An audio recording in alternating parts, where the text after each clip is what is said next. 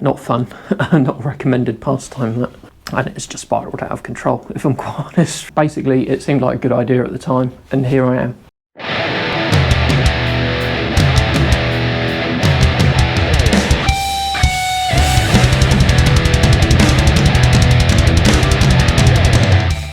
Hello everyone, welcome back to the channel. If you're new here, my name's Sarah. I post motorcycle related content on YouTube every Friday. If you like what you see, don't forget to give it a thumbs up, hit the subscribe button down below and check back every week for more new content. We are still on lockdown in the UK at the moment, which means I can't get on my bike. Those of you who follow me on Facebook and Instagram, I made a post a couple of weeks ago asking you if you've got any questions for me, so I could do a little Q&A video. Thanks to all of you who left me a comment with a question in, and I've got quite a few of them to go through. I think we've got about 8 or 9 of them here. So going really old school, got a piece of paper. Matt Woodfield asked, being a fellow Blackbird owner, why do you think they're such a good bike? Excellent question, Matt. Lots of reasons, really. I answered quite a few of these in a previous video when I did a full review of it, and you can check that out, and I'll put a link above my head. But over the years, I've had 3 Blackbirds, and I've had lots of different bikes in between as well, but I always keep coming back to the Blackbird. One of the reasons I keep coming back to it is it's just such a great all-round bike for what I want to do with it. I want something that I can go out and have fun on and ride quickly if I want to, and I also want something that I can go away and tour on and be comfortable. And the Blackbird just does everything so easily.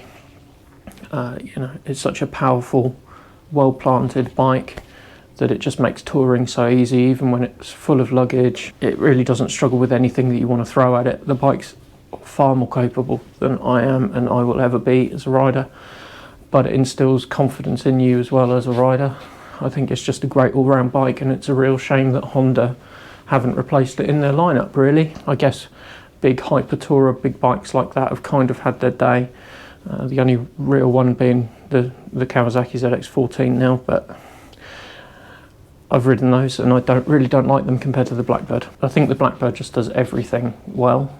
It's not perfect at anything necessarily, but it's a great all-rounder, and that's what wins out for me, and that's why I just keep coming back to them. A lot of the other bikes that I've had have been very good at a specific thing. For example, the VTRs and the Firestorms that I've had have been really good if you want to go out and have a bit of fun scratching about at the weekends on the twisties, but not so good if you want to go away touring. Similarly with the Harleys are the opposite.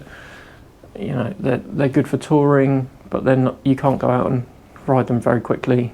They're really not designed for it. So yeah, it's just a great all-round bike, and that's why I just keep coming back to it, and I've yet to find anything that matches it in terms of its all-round capabilities. Next question is from Lord Bilius. I hope I'm saying that right. If I'm not, I'm sure you'll let me know. He asked, what made you get into vlogging? Again, a really good question, actually. It's not something that, until I did it, it's not something that I really considered doing. I'm not the most naturally confident person. If people point cameras at me, I tend to run away. I don't like being out of control with that stuff, and I'd like to be able to control the content that I put out and the pictures and stuff like that. So in a roundabout way, I don't really know why I decided to start doing it when I decided to do it. You know, we were in the middle of various lockdowns in the UK last year. I was out on my bike a lot, going to interesting places, working on interesting projects, and I thought it'd be a good medium to share my experiences, whether it's riding a particular scenic route or whether it's working on a bike, whether it's something simple or something really complicated. I just thought it'd be nice to document it, not only for myself, but to be able to share with the rest of the world. And the reception I've got from that, and I think I'm now somewhere around 720 subscribers, something like that, is way more than I ever thought would happen. If I'm honest, I didn't think that anybody would really be interested in watching it, and but I'm really pleased that you are. Yeah, basically it seemed like a good idea at the time, and here I am, almost a year round, still doing it, still enjoying it, and it actually encourages me to get out and do things that I wouldn't have been doing otherwise. I've met loads of cool people while I've been doing it. Some absolutely fantastic vloggers out there.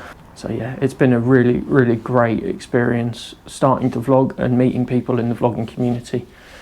So if anybody else is watching this and wants to start or doesn't doesn't know whether to give it a go or not, I'll just say, get on with it, do it, and see how you get on. You might surprise yourself. So next I've got 4 questions which are all very similar, so I'm going to group them together and try and answer them in a roundabout way.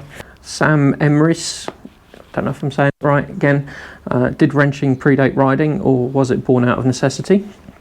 Motard Life, what got you into bikes and wrenching on bikes? Jamie Jeffrey asked, how did you get started with motorcycle building and restoration? And HippoDrone 247 asked, when and why did you start spannering on bikes? Just as a little bit of an aside, if you haven't checked out HippoDrones' channel, which has got an awesome channel on YouTube, if you haven't checked it out, I'll put a link down in the description below. Go and check out his content, it's really, really good. So 4 awesome questions there, all along similar lines, so hopefully I'll answer them all together.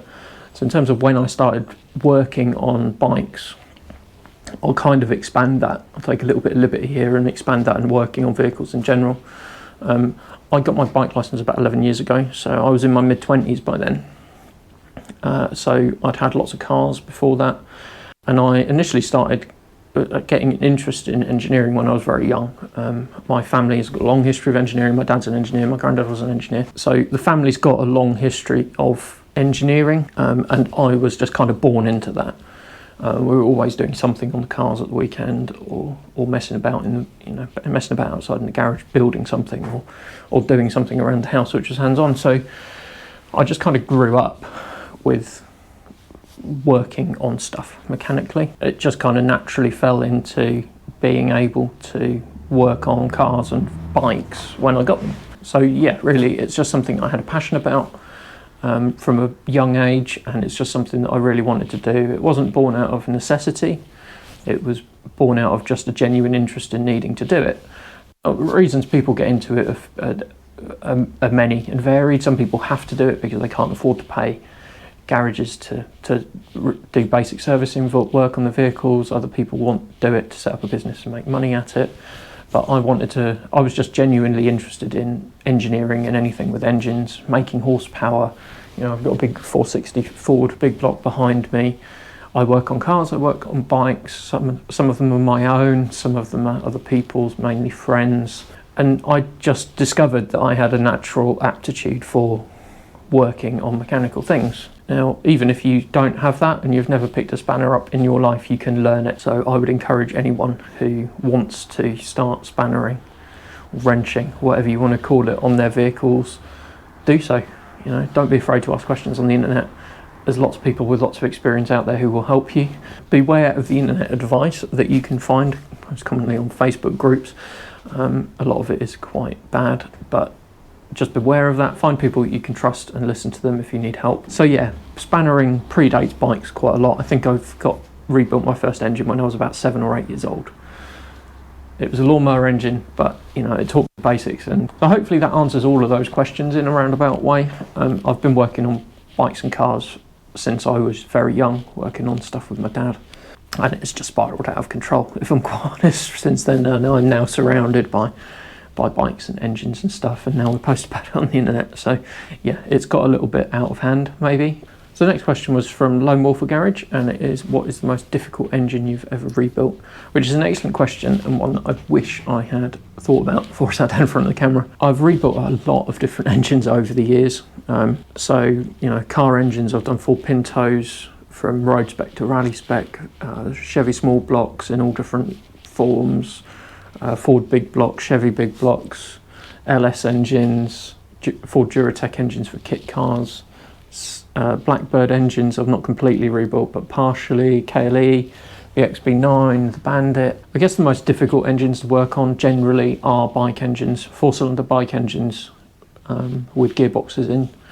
They're not difficult, they're just fiddly because you've got everything in one box. Most other engines are generally fairly straightforward, if I'm honest. As long as you're careful and you pay attention to what you're doing and make sure your clearances are good, they're not too bad to do. It's more about having the right tools and knowing how to use them than it is about how complex they are. Unless you start getting into doing camshaft design and looking at valve train geometries and all that kind of stuff, which is a lot more involved. Really interesting if you're a geek like me, but yeah, unless you're into that and you want to really start getting into completely custom stuff. For example, I built a supercharged Duratec engine about 10 years ago, no one had really done it apart from Caterham. I ended up getting in touch with people at Caterham and the people at Omax who'd done development work, and it was really good, and it was a great learning experience. But a lot of that I had to figure out for myself, what camshaft profiles would work best and what boost the engines would take on standard form. And you know, there was an awful lot of research and development went into that engine, and it ended up performing very well, and as far as I know, it's still running really well in a hill climb car. So yeah, unless you really want to get into that detail, that level, most engines aren't too difficult to work on. 4-cylinder bike engines are probably the most complicated, because they've got a gearbox in as well. There's so many very small components all crammed into such a small space. It's not to say that they're necessarily more difficult, they're just a little bit more fiddly, and you need to have that understanding of how gearboxes work as well as how engines work. But really it's following a set of rules, and you know, if you understand how to use your tools and you've got the necessary tools, it's not too difficult to do as long as you're methodical about it.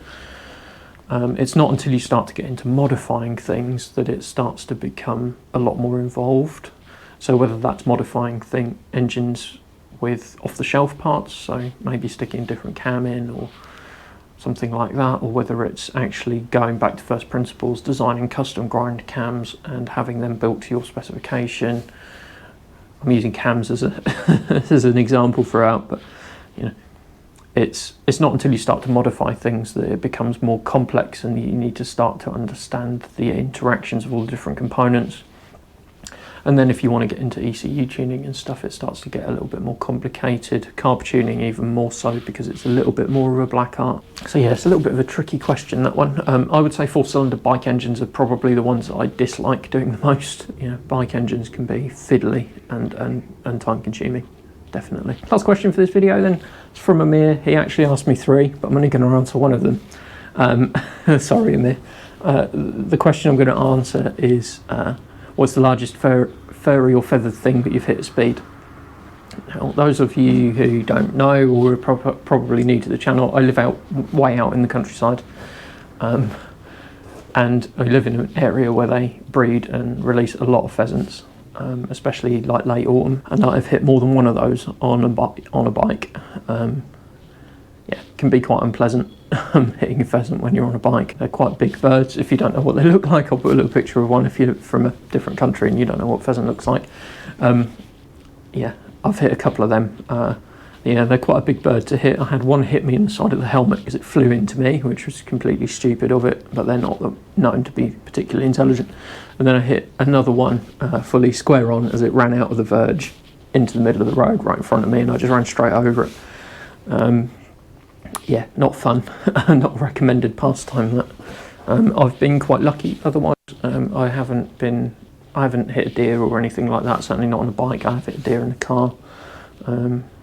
Lucky escape with that one. But yeah, pheasants, normally the biggest thing that pose a bit of a risk around where I live, and do regularly either hit them or come into very close proximity with them, especially if you ride through the winter. So that's it for this video. If I didn't get to your question, I'm really sorry. But I think I got through most of the ones that were left for me. I will be doing some more Q&As in the future. Next week I'm going to be back with a video, and I'm going to talk about my motovlogging helmet setup. I've had a load of questions about that quite recently from new motovloggers about what I use for my helmet, camera and mic setup, so I'm going to talk about that next week. It looks like we're going to be on lockdown in the UK for at least another month, so that means there won't be any videos of me out on the bike, unfortunately. So I hope you enjoyed this video. If you did, give it a thumbs up, hit the subscribe button down below. I'll be back again next Friday with another new video. Thanks for watching, guys, and I'll see you again really soon.